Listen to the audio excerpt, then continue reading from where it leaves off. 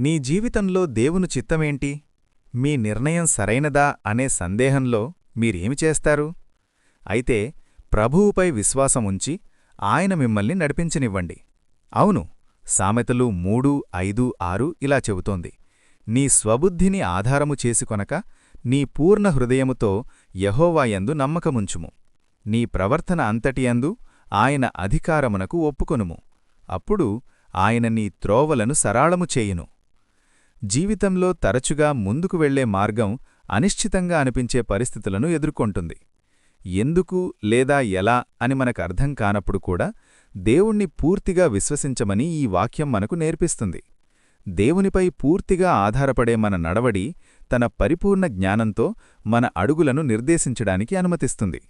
కాబట్టి మీ చింతలను మరియు ప్రణాళికలను ప్రభువు ముందు ఉంచండి. ప్రతి నిర్ణయాన్ని, ప్రతి సవాలును, ప్రతి అడుగును ఆయనకు సమర్పించండి. ఆయన మార్గాన్ని స్పష్టం చేస్తాడని విశ్వాసంతో అడుగు ముందుకు వెయ్యండి. ఆయన మీ జీవితానికి ఉత్తమమైన మార్గంలో మిమ్మల్ని నడిపిస్తున్నాడని గ్రహించండి. ఆమేన్.